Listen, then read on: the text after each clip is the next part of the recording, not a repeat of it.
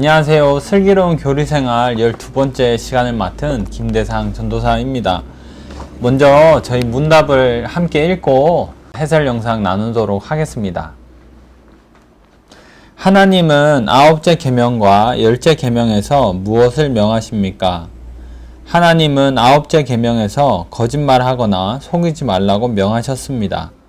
10째 계명에서는 다른 사람을 시기하지 말고 만족하라고 명하셨습니다. 성경 말씀도 한번 읽겠습니다. 너희가 만일 성경에 기록된 대로 내 이웃 사랑하기를 내 몸과 같이 하라 하신 최고의 법을 지키면 잘하는 것이거니와. 야고보서 2장 8절 말씀. 아멘. 슬기로운 교리 생활에서 이제 10계명을 계속 살펴보고 있는데 마지막 시간 9번째, 10번째 계명입니다. 먼저 두 가지를 짧게 언급하고 얘기를 나누고자 합니다. 첫 번째는 10계명은 1에서 4계명, 5에서 10계명 이렇게 두 부분으로 나누어져 있습니다. 1에서 4계명은 하나님과 관련된 계명이고 5에서 10계명은 이웃에 대한 계명이라고 할 수 있습니다. 여기에서 저는 순서가 참 중요하다는 생각을 가지는데 1에서 4계명, 그러니까 하나님에 대한 것이 제대로 되어 있지 않으면 5에서 10계명, 이웃에 대한 것도 제대로 될 수 없다라는 것입니다. 두 번째 10계명은 하나님을 위한 것이 아니라 우리를 위한 것이다 라는 것입니다. 예를 들어 5에서 10계명을 한번 살펴보면 5계명, 부모님을 공경하라 하는 것 있잖아요. 부모님을 공경하지 않는 사회에서 우리는 살아갈 수가 없죠. 그리고 6계명에서 살인하는 공동체에서 우리는 살아갈 수가 없습니다. 또 7계명에서 간음하지 말라 했는데 간음하는 것이 난무하는 사회에서 우리가 살아갈 수 없는 것이죠. 이 10계명이라고 하는 것은 하나님을 위한 것이 아니라 우리를 위한 것이다 라고 할 수 있습니다. 하나님의 백성이 어떻게 이 땅을 살아가야 하는가에 대한 어떤 10가지 원리라고 말을 할 수가 있을 것입니다. 이 정도 설명해두고 9번째 계명, 10번째 계명을 한번 살펴보도록 하겠습니다. 9번째 계명은 내 이웃에 대하여 거짓 증거하지 말라는 것입니다. 거짓 증거하지 말아라. 한마디로 거짓말하지 말라는 것입니다. 거짓말이 난무하게 되면 불신사회를 우리가 살아가게 됩니다. 대학교 시절에 제 친구 한 명이 생각이 나는데 리액션이 너무 좋은 친구가 한 명 있었습니다. 이 친구는 뭐 작은 걸 먹어도 너무 맛있다 그러고 삶에 감사함은 많은 친구긴 하지만 리액션이 너무 좋다 보니까 뭐 맛없는 것도 맛있다 그러고 별로 안 좋은 것도 좋다 그러니까 나중에는 참 좋은 친구긴 하지만 내가 이 친구의 말을 어디까지 믿어야 될 것인가, 이 친구가 맛있다 하는 것이 정말 맛있는 것인가, 막 이렇게 혼동이 왔는 순간이 있습니다. 최근에 유튜브를 보게 되면 이 뒷광고에 대한 말들이 참 많습니다. 이 뒷광고가 뭐냐면 돈을 받았는데 안 받은 척, 내 돈으로 산 것처럼 이렇게 광고를 해주는 것이죠. 사람들이 엄청나게 분노를 했습니다.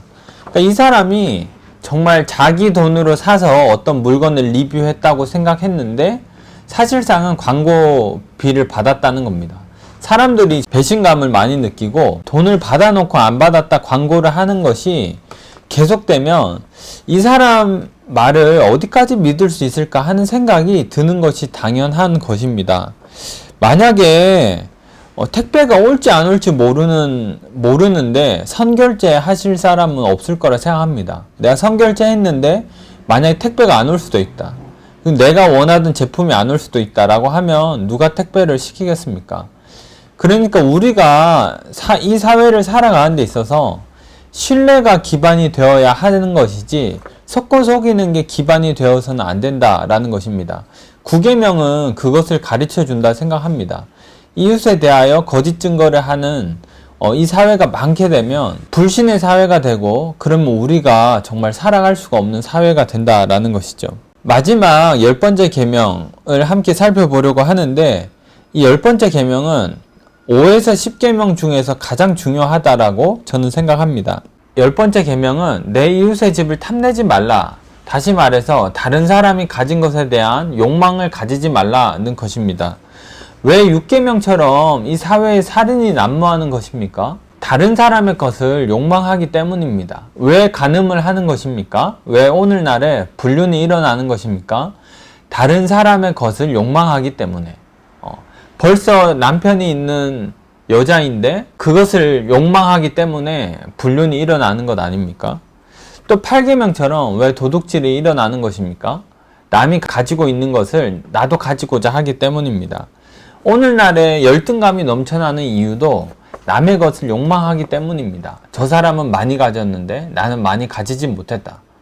거기에서 어떤 불만과 분노가 일어나서 도둑질하고 간음하고 살인하고, 물론 극단적인 얘기는 하지만 정말로 우리 사회가 그렇게 흘러간다면 남에 대한 욕망을 멈춰야 되는 것입니다. 결국 10계명에서 가장 문제가 되는 것이 무엇인가 라고 하면 다른 사람이 가진 것에 대한 욕망이라고 말을 할 수가 있지 않을까라는 생각이 듭니다.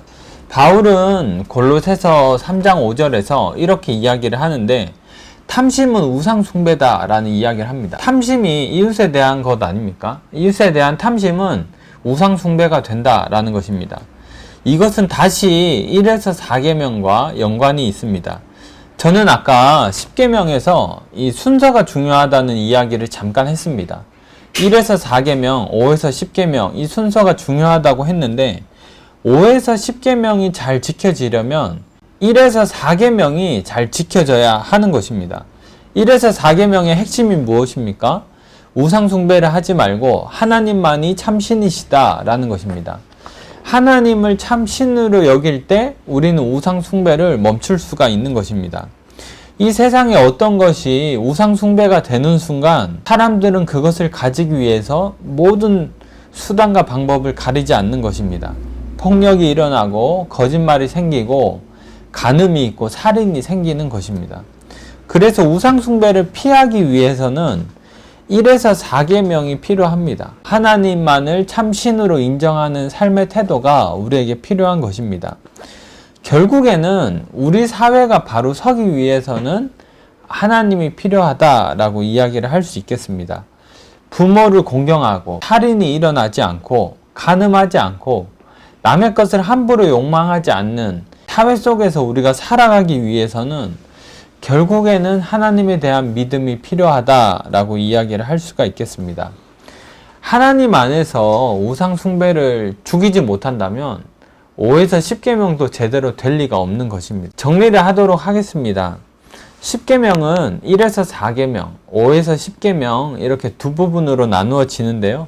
1에서 4계명은 하나님에 대한 부분, 5에서 10계명은 이웃에 대한 부분입니다. 핵심은 이 세상에 있는 것에 대한 우상 숭배를 멈추고 오직 하나님만을 참 신으로 섬기라고 하는 것이 이 10계명의 핵심이 아닐까라는 생각을 가져 봅니다. 오늘 우리는 어떠한 마음으로 이 세상을 살아가고 이 세상을 바라보는지 모르겠지만 다시 한번 이 10계명의 핵심을 생각하면서 남의 것을 욕망하지 않고 하나님만을 참 신으로 바라보는 우리가 되기를 바라겠습니다.